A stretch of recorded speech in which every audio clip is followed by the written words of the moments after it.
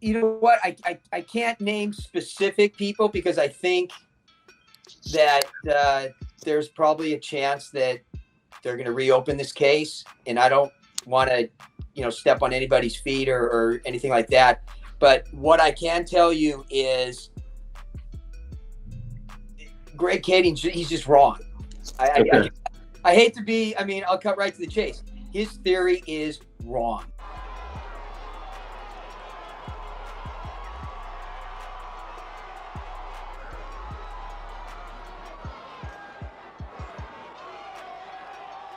For over 3 decades, the horrible death of iconic hip-hop superstar Biggie Smalls has remained a mystery, but that is about to change. According to what you and I were told, Death Row Records founder Marion Suge Knight paid for the hit on the Brooklyn-born rapper, which was carried out with the help of corrupt Los Angeles cops by Nation of Islam convert and hired hitman Amir Muhammad. But, as it turns out, Biggie's boss, Diddy, had planned all along to take out the rapper and grab all of his money. So, what else do we know about this startling discovery? Stay tuned to find out more.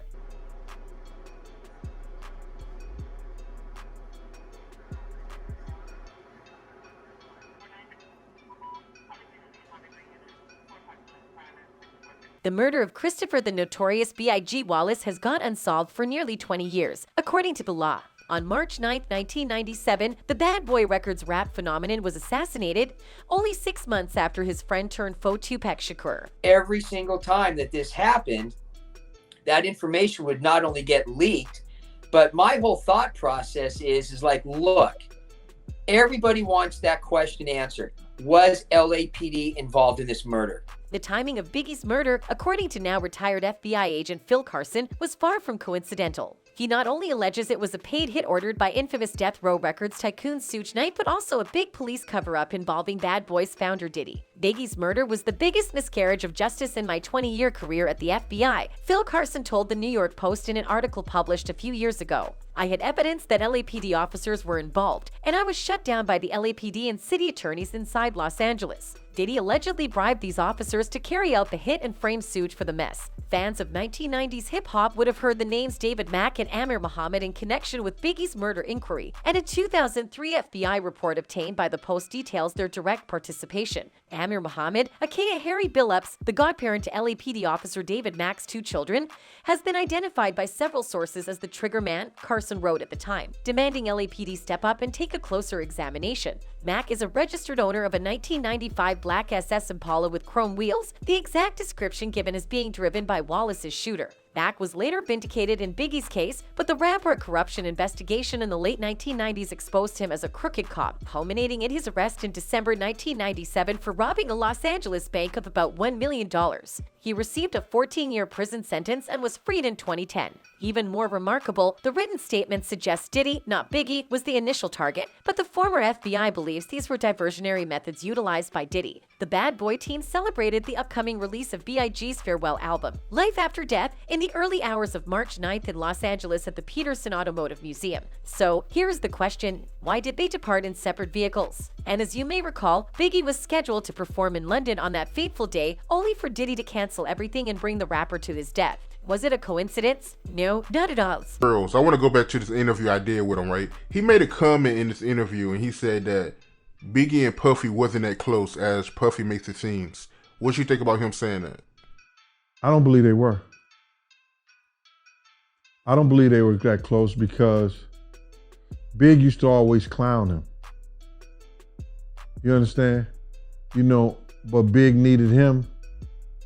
Following Biggie's death, the Los Angeles Police Department was so shaken by racial corruption in the aftermath of the Rodney King not guilty verdict that they were looking to avoid all forms of conflict and unfavorable headlines. Parson claims that the U.S. Attorney's Office swept the matter under the rug, in this case, a dusty filing cabinet in the basement. In the aftermath of the rampant allegations, Biggie's mother, Valletta Wallace, filed a wrongful death lawsuit in 2002, but the case was eventually dropped in 2010. Russell Poole, a deceased LAPD detective, spent the latter half of his life working to expose the department's wrongdoing. After retiring in 1999, he went into private investigation and began publishing the book Chaos Merchants, Murders of Tupac Shakur and Notorious B.I.G. before passing away in 2015 from a brain aneurysm. He also cited Diddy, albeit in a roundabout way, as having a reason to take out his protege, Biggie Smalls. Carson has given the much-maligned Johnny Depp film, City of Lies, the customary thumbs up with justice on his mind. While being shot in 2018, the film was only released on streaming platforms in April 2022, after numerous delays. Hey,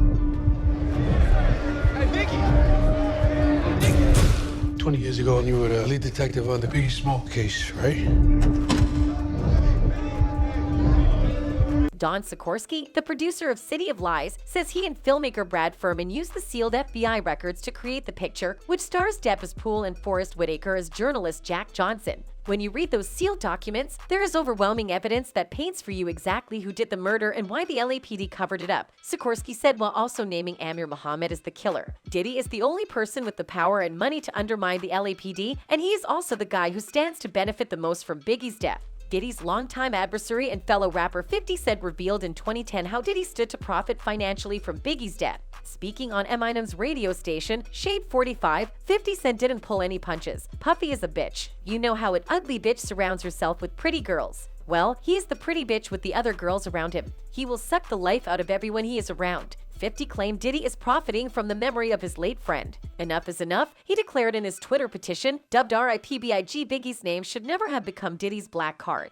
When was the last time Diddy really was bigging up his brother, not bigging up his bank? Diddy has probably made a cottage industry out of eulogizing Notorious B.I.G. in the 20 years plus since his death. Aside from the police sampling tribute, I'll Be Missing You, a 1997 success, Diddy's Bad Boy Records has released 2 posthumous Biggie albums, both with You Know Who rapping. Diddy is known for incorporating references to Notorious B.I.G. or his sobbing mother into his own tracks, and the Saudi businessman sampled Biggie on his Angels record. Not to mention the Biggie biopic Notorious, which was produced by. Well, you get the picture, yet the song that finally pushed 50 Cent over the brink was not even produced by Diddy. Instead, Ghost of Christopher Wallace is a track by rapper Jay Electronica, including an appearance from Diddy. This is just getting disrespectful, 50 Cent said. This song doesn't really remind me of Biggie in any way, except for having the puffy background dancing and ad-libs intro that almost destroy a good song. Remember less than a month ago when Diddy said, "That's something I'm not going to talk about anymore." The G-Unit founder lamented at the time.